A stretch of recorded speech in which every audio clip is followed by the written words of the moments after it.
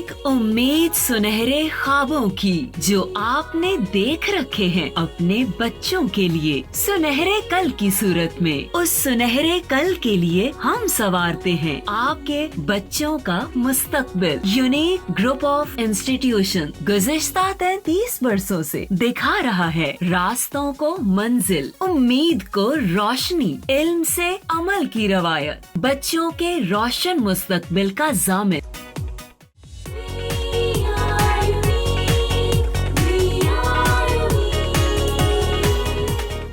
बिस्मिल्लाहिर्रहमानिर्रहीम। अस्सलाम वालेकुम स्टूडेंट्स, कैसे हैं आप लोग? होप सो आप अच्छे होंगे, सेहतमंद होंगे, खैरियत से होंगे। बेटा हम प्रीवियस लेक्चर में, लेक्चर नंबर 29 में हम पढ़ चुके हैं एंडोक्राइन ग्लैंड्स। कौन कौन से हमने पढ़े हैं? जो हमने पढ़े हैं वो मैंने पहले एनलिस्ट कर दिए हैं। Up till now we have studied, we have discussed pituitary gland firstly, उसके बाद हमने थायराइड ग्लैंड, पैराथायराइड ग्लैंड और एड्रिनल ग्लैंड्स जो हैं वो प्रीवियस लेक्चर्स में हमने इनको कवर किया है।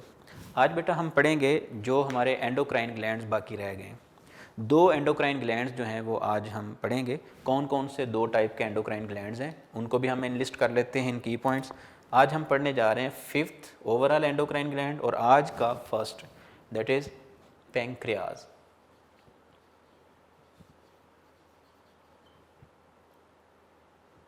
और नंबर 6 पे गोनेड्स।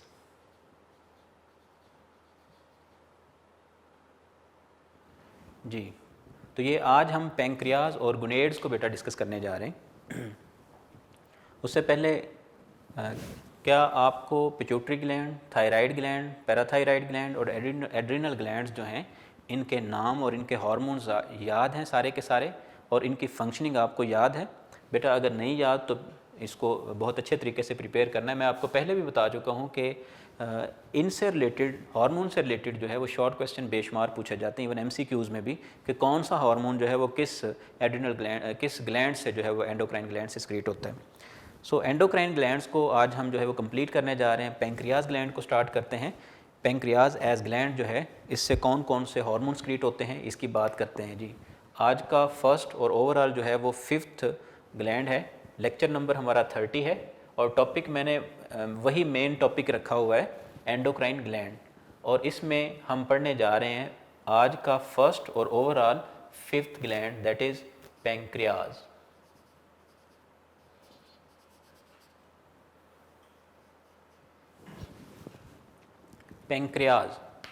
पैंक्रियाज जो है इसका नाम और इसके सेक्रीशन के हवाले से आपने चैप्टर नंबर 8 ग्रेड 9 में पढ़ा हुआ है। डाइजेशन में इसने हेल्प आउट किया। डाइजेशन में पैंक्रियाटिक जूस ये सीक्रेट करता है पैंक्रियाज। तो इसका मतलब ये है, आपने वहाँ पे ये भी पढ़ा है कि ये पैंक्रियाटिक जूस जो है ये एक डक्ट की मदद से जो है वो एंटर होता है into small intestine, duodenum, first part of the small intestine. अब पैंक्रियाज जो है, आप ये कहेंगे सर ये तो फिर एक्सोक्राइन ग्लैंड हुआ। एक और बात, हमने यहाँ पे लिवर का नाम मेंशन नहीं किया। क्यों? क्योंकि वो एंडोक्राइन ग्लैंड नहीं है, वो एक्सोक्राइन है, प्योरली एक्सोक्राइन ग्लैंड है। अब याद रखना, पैंक्रियाज जो है इसके दो पोर्शन हैं।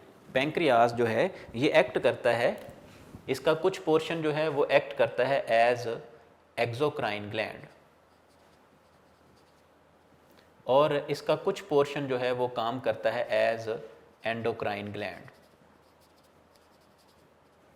जो इसका पोर्शन एंडोक्राइन ग्लैंड काम करता है वो पोर्शन फर्दर दो तरह के सेल्स में डिवाइड किया जा सकता है। लेट्स से पैंक्रियाज जो है उसकी हम बात करते हैं। पैंक्रियाज जो है ये एक लीफ लाइक स्ट्रक्चर जो है वो दिखाई देता है, जिसके अंदर जो है वो इस तरह से कुछ डक्ट्स भी हैं और कुछ इसके अंदर डक्ट्स भी मौजूद हैं, और बाकी पोर्शन जो है वो इसका एज एंडोक्राइन ग्लैंड एक्ट करता है। तो ये एक इस तरह का स्ट्रक्चर है ह्यूमन बीइंग में। ठीक है जी, इसमें दो तरह के बेटा सेल्स मौजूद हैं। ये कह लें कि ये डक्ट है, ये इंटेस्टाइन है। ये ऐसा नहीं है कि कोई मैंने कोई ब्रांच कोई ड्रॉ नहीं की मैंने। असल में लीफ लाइक स्ट्रक्चर कहने से मुराद बिल्कुल लीफ नहीं मैंने बना दिया, असल में ये पैंक्रियाज है। ठीक है, हम इसको ऐसा कर लेते हैं, इस तरह से कर लेते हैं कि ये पैंक्रियाज है, जिसमें कुछ पोर्शन जो है वो डक्टेड है और कुछ पोर्शन जो है वो डक्टलेस है। अब इसमें दो तरह के सेल्स मौजूद हैं बेटा, दो तरह के सेल्स मौजूद हैं। जो इसका नॉन डक्टेड या डक्टलेस पार्ट है उसमें दो तरह के सेल्स मौजूद हैं। ये मैंने कुछ सेल्स जो हैं वो रेड ड्रॉ कर दी हैं और कुछ मैं यहाँ पे जो है वो ब्लैक कलर से ड्रॉ कर देता हूँ। कुछ सेल्स ये हैं, आप देख रहे हैं ब्लैक जो हैं वो कम है और मैंने रेड सेल्स जो हैं वो ज़्यादा ड्रॉ किए हैं। अब अगली बात की तरफ चलते हैं। पैंक्रियाज जो है इसमें दो रीजन्स, एक एंडोक्राइन और दूसरा एक्सोक्राइन। एंडोक्राइन रीजन जो है इसमें दो तरह के सेल्स होते हैं, एक सेल्स होते हैं अल्फा सेल्स और दूसरे होते हैं बीटा सेल्स। अब ये सेल्स चूंकि पैचेस की फॉर्म में होते हैं, पैचेस की फॉर्म में होते हैं, इन सेल्स को हम नाम देते हैं, इन सेल्स को नाम देते हैं हम आइलेट्स ऑफ लैंगरहैंस।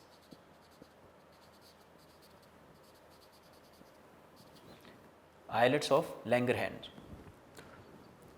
तो ये आइलेट्स जो हैं इसमें दो तरह के आइलेट्स हैं। ये ऊपर जो मैंने डिस्कस किए हैं ये असल में दोनों फॉर्म्स जो हैं ये आइलेट्स की फॉर्म्स हैं। ये अल्फ़ा हो सकते हैं, ये बीटा हो सकते हैं, यानी कि दो तरह के सेल्स हो सकते हैं, अल्फ़ा सेल्स और बीटा सेल्स।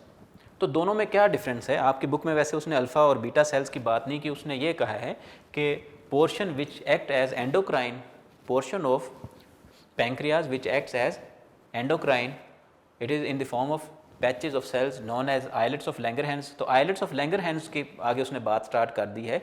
जो पोर्शन एंडोक्राइन के तौर पर एक्ट करता है, एंडोक्राइन ग्लैंड के तौर पर पैंक्रियाज का, उसको आइलेट्स ऑफ लैंगरहैंस बोल दिया। आइलेट्स ऑफ लैंगरहैंस जो हैं ये दो तरह की सेक्रीशन क्रिएट करते हैं, दो तरह के हार्मोन्स क्रिएट करते हैं। वो कौन से दो तरह के हार्मोन्स हैं? अब मैं उन हार्मोन्स की तरफ जा रहा हूँ। दो तरह के बेटा हार्मोन्स क्रिएट होते हैं। कौन से? एक हार्मोन क्रिएट होता है इंसुलिन, और आप अच्छी तरह इंसुलिन से फेमिलियर हैं। और दूसरा हार्मोन बेटा क्रिएट होता है ग्लूकागोन। दो हार्मोन्स क्रिएट हो रहे हैं, ग्लूकागोन और इंसुलिन। इंसुलिन जो है, याद रखना, जो इंसुलिन सिक्रीटिंग सेल्स हैं, इंसुलिन सिक्रीटिंग सेल्स वो अप टू 75% होते हैं। इंसुलिन सिक्रीटिंग सेल्स जो होते हैं वो अप टू 75% होते हैं, और ये इंसुलिन सिक्रीट होती है फ्रॉम बीटा सेल्स जो कि होते हैं अप टू 75%। जबकि ग्लूकागोन जो है ये अल्फ़ा सेल से सिक्रीट होते हैं, अल्फ़ा सेल से सिक्रीट होता है, और ये होता है 20 to 25%। जी बेटा, दो तरह के हार्मोन्स क्रिएट हो रहे हैं। किससे? Islets of Langerhans. और आइलेट्स दो तरह के हो सकते हैं, अल्फ़ा और बीटा, अल्फ़ा आइलेट्स और बीटा आइलेट्स, या alpha cells and beta cells. तो पैंक्रियाज जो है उससे दो तरह की सेक्रीशंस क्रिएट हो रही हैं, insulin and glucagon, other than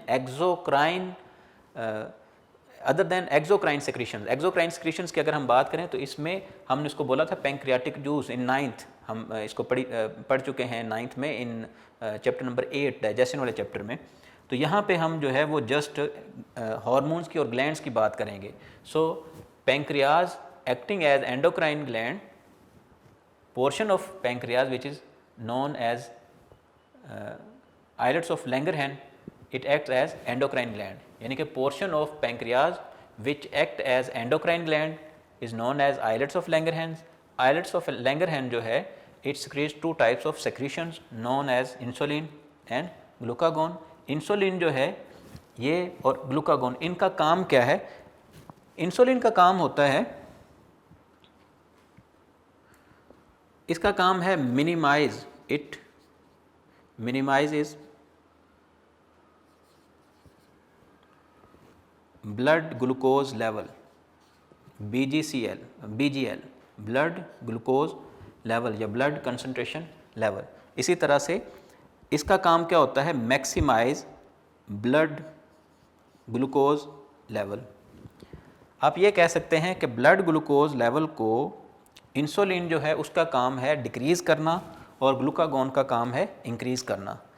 insulin BGC को ब्लड ग्लूकोज कंसंट्रेशन को या ब्लड ग्लूकोज लेवल को डिक्रीज़ कर रहा है, जबकि ग्लूकागॉन जो है ये इसके ऑपोजिट काम कर रहा है।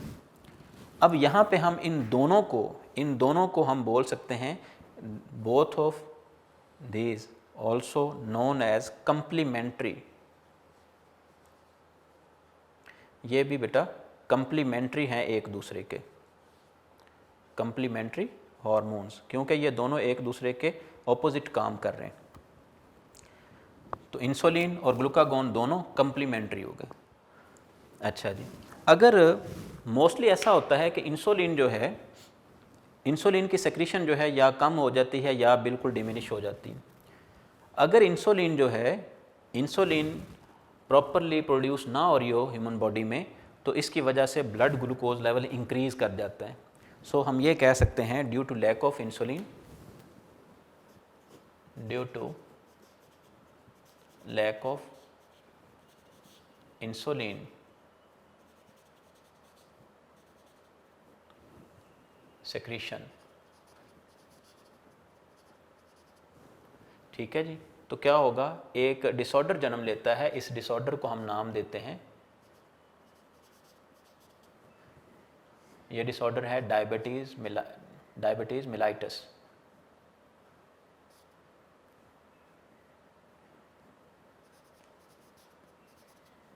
Diabetes mellitus.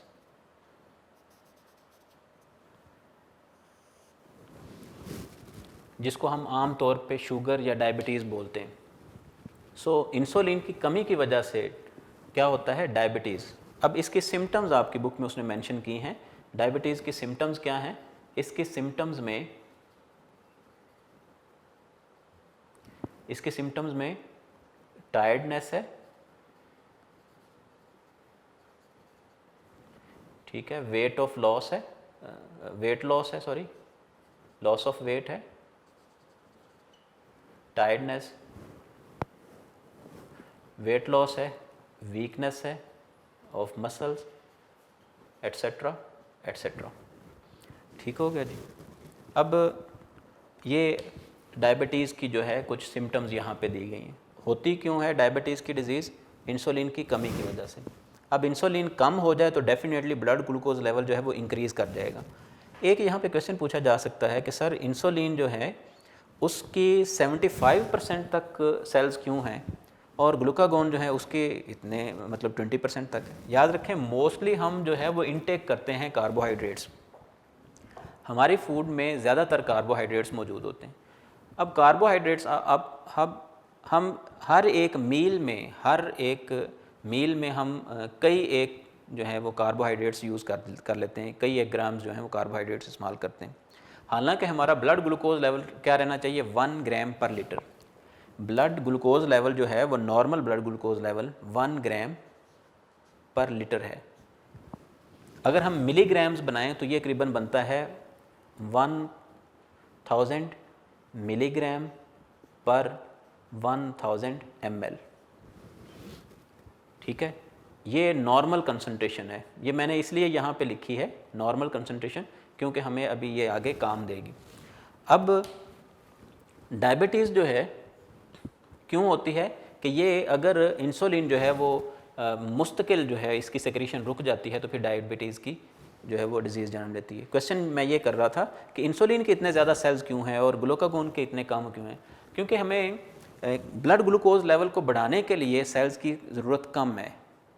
इसमें हमें कम फंक्शनिंग चाहिए, कम असिस्टेंस चाहिए, बिकॉज हमारे हर मील में कार्बोहाइड्रेट कंसंट्रेशन ज़्यादा होती है।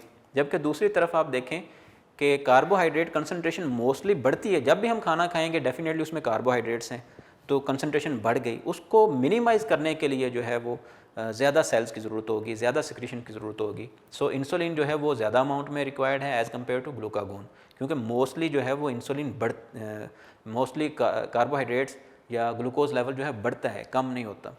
अब जब इंसुलिन नहीं होगी, सिक्रीट नहीं होगी, पैंक्रियाज जो है वो उसका एक पोर्शन जो है वो यानी कि बीटा सेल्स उसके जो हैं वो इनएक्टिव हो जाएंगे। सो इस केस में एक डिजीज़ जन्म लेगी जिसको हम नाम देते हैं डायबिटीज़ मेलाइटस। नेक्स्ट बात करते हैं बेटा, हमने इन दोनों हार्मोन्स को कम्प्लीमेंट्री बोला, इंसुलिन और ग्लूकागोन को। नेक्स्ट बात हम करते हैं, अब एक टेस्ट किया जाता है blood glucose concentration test, BGC test हम बोलते हैं, ब्लड ग्लूकोज कंसंट्रेशन टेस्ट। तो ये बीजीसी टेस्ट जो है इसके हवाले से आपकी बुक में थोड़ी सी उसने इन्फॉर्मेशन दी है कि ये बीजीसी क्या चीज़ है। BGC test, blood glucose concentration test. तो ये कब परफॉर्म किया जाएगा ब्लड ग्लूकोज कंसंट्रेशन टेस्ट? ये इसके दो तरीके हैं ब्लड ग्लूकोज कंसंट्रेशन टेस्ट जो है इसको परफॉर्म करने के। दो तरीक़ों से परफॉर्म किया जाता है, इंश्योर करने के लिए दरअसल दोनों ही तरीके अपनाए जाते हैं। ये असल में ये टेस्ट जो है ये बताता है कि हमारा ब्लड ग्लूकोज लेवल क्या है, पर ml क्या है, और मतलब पर 100 ml क्या है, और पर लीटर क्या है। तो पर लीटर तो हम पढ़ चुके हैं, पर लीटर 1 ग्राम पर लीटर या 1000 मिलीग्राम पर 1000 ml। तो अब हम बात करते हैं बीजीसी टेस्ट जो है वो दो तरीक़ों से परफॉर्म किया जाता है। एक ये परफॉर्म किया जाता है आफ्टर 8 to 10 आवर्स फास्टिंग।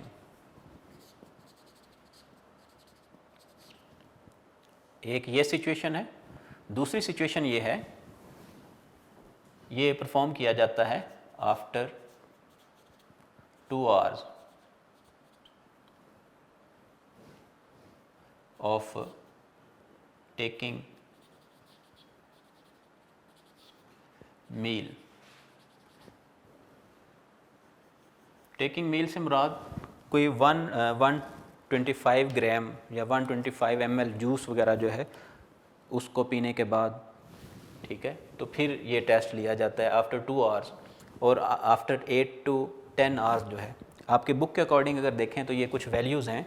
ये 3 सिचुएशंस होती हैं, 3 सिचुएशंस हैं डायबिटीज़ के हवाले से। कुछ लोग, ज़्यादातर लोग मतलब नॉर्मल, जो लोग नॉर्मल होते हैं उनमें क्या लेवल होगा, जो प्री डायबिटिक होते हैं यानी कि जिनको चांसेस हैं डायबिटीज़ होने के, उनमें क्या लेवल होगा, और जो डायबिटिक कंडीशन है यानी कि जिनको डायबिटीज़ है उनमें क्या लेवल होगा। इसको ज़रा देखते हैं। एक हमारे पास है लेवल नॉर्मल, ठीक है जी, और दूसरा है हमारे पास प्री डायबिटिक और फिर डायबिटिक।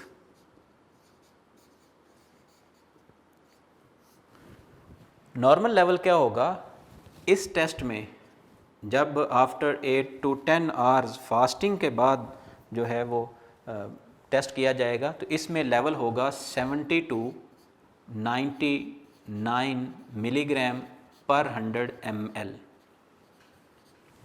ये ज़रा याद रखना है, ये वही चीज़ है जो मैंने यहाँ पे लिखी है कि 70 to 99 मिलीग्राम पर 100 ml। तो नॉर्मली ब्लड ग्लूकोज लेवल वहाँ पे आपको, चूँकि हमने पिछले चैप्टर में होम्योस्टेसिस के चैप्टर में पढ़ा था 1 ग्राम पर लीटर, तो वो उसने जनरली एक जो है वो एक कह लें कि नंबर यूज़ कर लिया, एक फिगर यूज़ किया 1 ग्राम पर लीटर। तो ये एग्जैक्ट नहीं, एग्जैक्ट वैल्यूज़ यहाँ पे हैं, ये 70 से 99 तक हैं, तो हम बोलेंगे ये नॉर्मल सिचुएशन है। और अगर टेस्ट में ये वैल्यू आती है 100 से,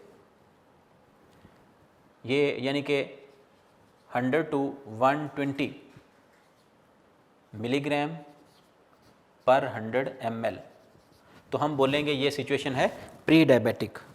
ये सिचुएशन है प्री डायबिटिक 100 to 125।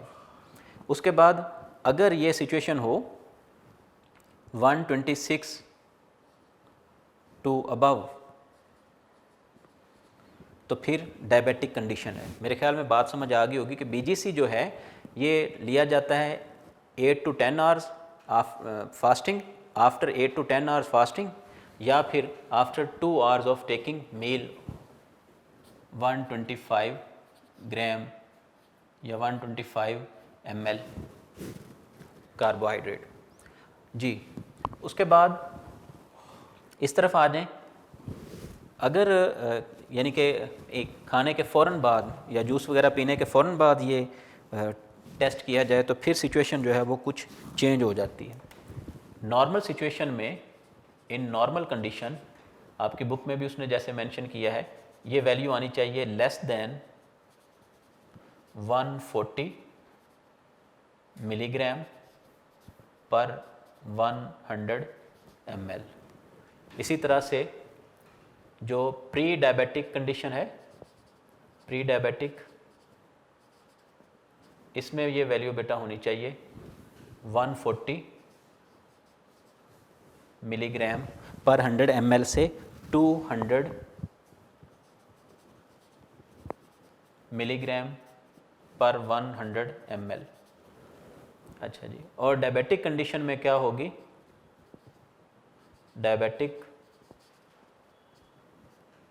डायबिटिक में अबव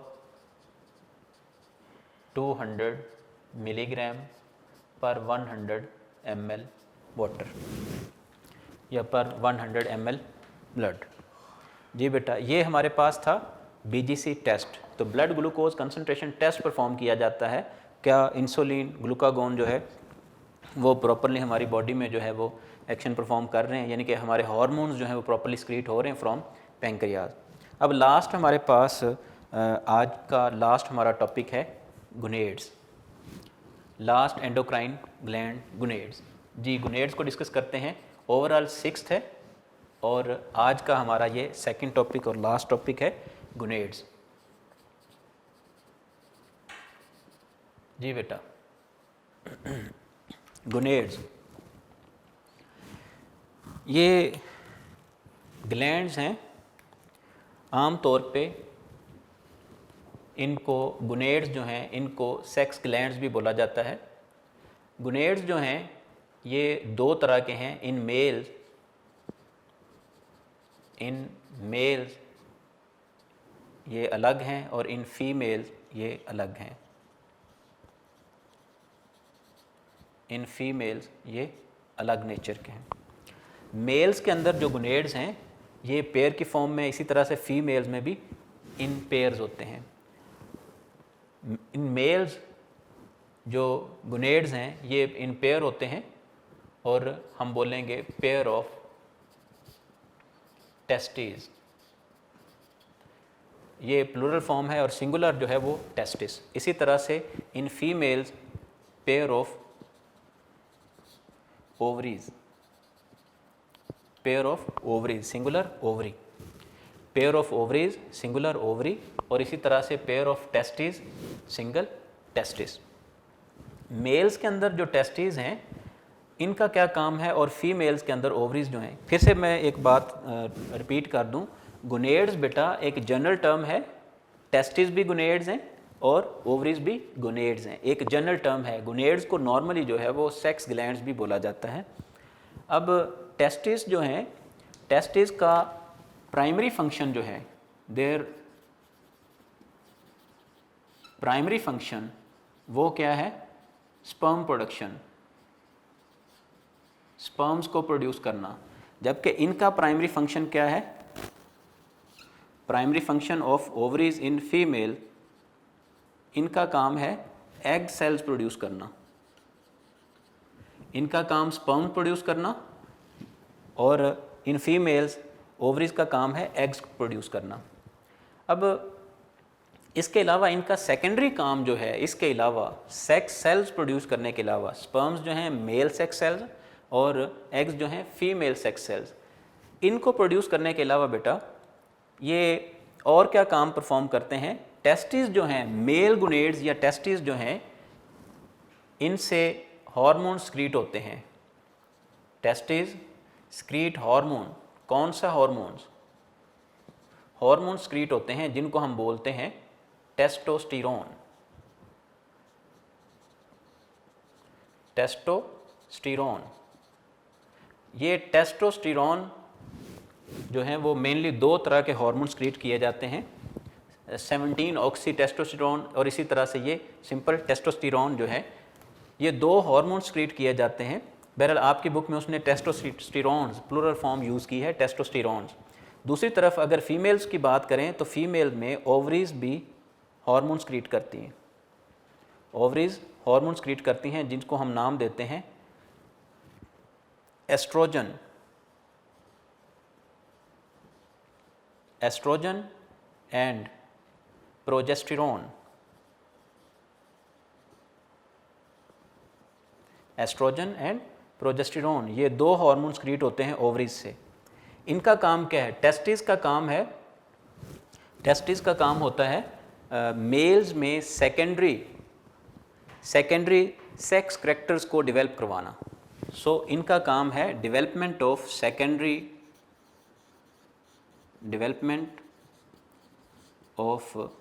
सेकेंडरी सेक्स करैक्टर्स। और इसी तरह से इनका काम भी यही है, development of secondary sex characters. ये सेकेंडरी सेक्स करैक्टर से क्या मुराद है? सेकेंडरी सेक्स करैक्टर से बेटा मुराद है कि जैसे कि कह लें, जैसे जैसे मेल्स में जैसे जैसे उनकी एज बढ़ती जाती है, यानी कि पबर्टी आती है, जवानी आती है, तो साथ ही साथ उनकी साउंड जो है वो चेंज होने लग जाती है। कॉरसनेस ऑफ साउंड उसने आपकी बुक में एग्जांपल दी है, कॉरसनेस ऑफ साउंड। इसी तरह से चिन हेयर्स वगैरह का जो है वो आ जाना, ये मेल्स में ये करैक्टर्स जो हैं ये सेकेंडरी सेक्स करैक्टर्स कहलाते हैं। जबकि फ़ीमेल्स में जो है development of secondary sex characters में आपकी बुक में उसने एग्जांपल दी है डेवलपमेंट ऑफ ब्रेस्ट्स और along with that menstrual cycle का स्टार्ट होना, start of menstrual cycle and development of breast जो है ये फीमेल्स के सेकेंडरी सेक्स करैक्टर्स हैं जो कि प्रोड्यूस होते हैं due to oestrogen and progesterone. अब बेटा एंड पे हम वाइंड अप करते हैं सारे के सारे जितने भी हमने जो है वो ग्लैंड्स पढ़े हैं और उनसे कौन कौन से हार्मोन्स क्रिएट होते हैं, हम इनको एनलिस्ट कर लेते हैं। अब ज़रा यहाँ पे देखें, मैं इसको अरेज कर रहा हूँ और यहाँ पे ही जिससे जो जो हार्मोन्स क्रिएट होते हैं हम उन सब को यहाँ पे एनलिस्ट कर लेते हैं इसी की पॉइंट वाले पोर्शन में। जी, पिट्यूटरी ग्लैंड से बेटा कौन कौन से हार्मोन्स क्रिएट होते हैं उनको ज़रा देखते हैं। पिट्यूटरी ग्लैंड से क्रिएट होने वाले 4 हार्मोन्स के नाम मैं यहाँ पे लिख रहा हूँ। कौन कौन से 4 हार्मोन्स क्रिएट होते हैं? नंबर 1 पे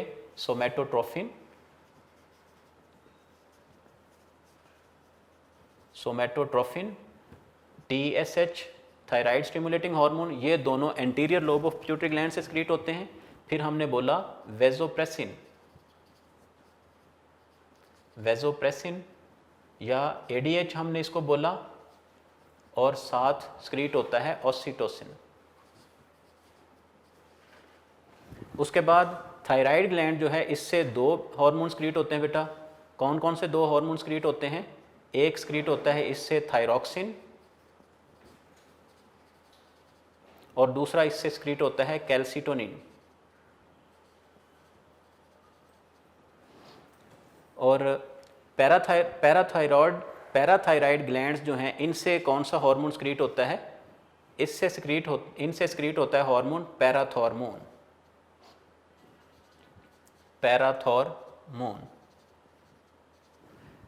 अब एड्रिनल ग्लैंड जो हैं इनसे कौन से हार्मोन क्रिएट होते हैं बेटा? इनसे 2 हार्मोन क्रिएट होते हैं।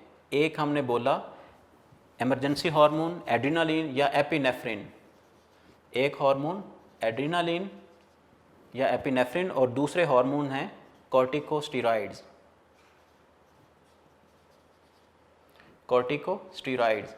और आज के लेक्चर में जो हमने पढ़े, पैंक्रियास से भी 2 हार्मोन्स क्रिएट हो रहे हैं। एक को हम बोल रहे हैं इंसुलिन और दूसरा है बेटा ग्लूकागोन। और गुनेड्स से कौन से हार्मोन्स क्रिएट होते हैं? गुनेड्स भी 2 हार्मोन इनसे क्रिएट हो रहे हैं। टेस्टिस से टेस्टोस्टेरोन और ओवरीज से 2 हार्मोन्स क्रिएट हो रहे हैं। कौन से? एक एस्ट्रोजन और दूसरा बेटा प्रोजेस्टेरोन। ये हमने एनलिस्ट कर लिया। आई होप सो सारे के सारे हार्मोन्स भी रिवाइज हो गए और ग्लैंड्स भी। आपकी बुक में उसने 6 ग्लैंड्स जो हैं वो डिस्कस किए हैं, pituitary, thyroid, parathyroid glands, adrenal glands, pancreas और गुनेड्स, और फिर उनसे एक्सक्रीट होने वाले हार्मोन्स को भी हमने एनलिस्ट कर लिया। अब इनकी फंक्शनिंग जो है वो आपका काम ये है कि इस तरह से एनलिस्ट करें और एक एक लाइन में ज़रा इनकी फंक्शनिंग जो है वो आप मेंशन करें, और इस तरह से आपको ये सारे के सारे हार्मोन्स भी याद हो जाएंगे और साथ ही साथ ग्लैंड्स, किस ग्लैंड से ये हार्मोन एक्सक्रीट हो रहा है, नाम भी याद हो जाएंगे और इनकी फंक्शनिंग भी आपको याद हो जाएगी। तो जस्ट आप एक एक लाइन में, सोमैटोट्रोफिन का मेन फंक्शन क्या है, ग्रोथ हार्मोन के तौर पर एक्ट करता है। TSH क्या करता है, control the secretion of thyroid gland. Vasopressin या ADH क्या करता है, एनहांसेस रीअब्जॉर्प्शन। और ऑक्सीटोसिन क्या करता है, contraction of uterus and ejaculation of milk, ejection of milk. इसी तरह से थायराइड, थायरॉक्सिन, कैल्सिटोनिन, इन सब का एक एक लाइन में आप जो है वो फंक्शन मेंशन करेंगे। बेटा ये था आपका लेक्चर नंबर 30। हमारा ऑलमोस्ट जो एंडोक्राइन सिस्टम था या एंडोक्राइन ग्लैंड्स थे वो आज कंप्लीट हो गए। हमारे इस चैप्टर में हमने कोऑर्डिनेशन एंड कंट्रोल के चैप्टर में 2 तरह की कोऑर्डिनेशन पढ़ी। एक हमने नर्वस कोऑर्डिनेशन पढ़ी बेटा, और दूसरी हमने केमिकल कोऑर्डिनेशन पढ़ी। नर्वस कोऑर्डिनेशन को हम पहले ही कंप्लीट कर चुके हैं, और केमिकल कोऑर्डिनेशन को हमने जो है वो एंडोक्राइन सिस्टम का नाम दिया, और एंडोक्राइन सिस्टम में हमने एंडोक्राइन ग्लैंड्स और हार्मोन्स पढ़ने थे। तो दैट्स वाई हमारा जो मेन टॉपिक चलता आ रहा था 3 लेक्चर से, एंडोक्राइन ग्लैंड्स। तो एंडोक्राइन ग्लैंड्स में हमने फर्स्ट डे में पिट्यूटरी ग्लैंड, सेकंड डे में हमने thyroid gland, parathyroid glands, adrenal glands पढ़े, और आज हमने पैंक्रियाज और गुनेड्स पढ़े। सो लेक्चर नंबर 30 भी आपका कंप्लीट हुआ। बेटा होप्स हो कि आपको सारे के सारे ग्लैंड्स बहुत अच्छे तरीके से याद होंगे। अच्छी तरह प्रिपेयर करें, ये भी बहुत इंपॉर्टेंट है। कोई एक ग्लैंड लॉन्ग के तौर पर पूछा जा सकता है, कोई 2 से एक साथ मिला के पूछे जा सकते हैं, और शॉर्ट क्वेश्चन तो इनमें से बेशबहा शॉर्ट क्वेश्चन जो हैं वो पूछे जा सकते हैं। एक चीज़ आखिरी मैं रिपीट कर दूं, यहाँ पे हमने डायबिटीज़ का नाम लिया कि due to lack of insulin secretion जो है वो डायबिटीज़ मेलाइटिस की डिजीज़ होती है। अब बाज़ दफ़ा ऐसा होता है कि रीअब्जॉर्प्शन प्रॉपरली ना हो, रीअब्जॉर्प्शन ना हो, पिट्यूटरी ग्लैंड से हार्मोन एक्सक्रीट होता है ADH जो कि प्रमोट करता है रीअब्जॉर्प्शन को, और अगर ADH जो है इसकी कमी हो जाए तो एक डिजीज़ और जन्म लेती है इसकी कमी की वजह से, due to lack of ADH secretion क्या होता है, मोस्ट ऑफ द सॉल्ट्स जो हैं वो बॉडी से ज़ाया हो जाते हैं और एक डिसऑर्डर जन्म लेता है जिसको हम बोलते हैं डायबिटीज़ इंसिपिडस। सो इनको भी कंपेयर करने के लिए पूछा जा सकता है, what is the difference between diabetes mellitus and diabetes insipidus. Ji बेटा, I hope so each and everything is clear. आज के लिए इतना ही, इंशाल्लाह नेक्स्ट 31st लेक्चर के साथ हाज़िर होऊंगा। अल्लाह हाफिज़, अपना ख्याल रखिएगा।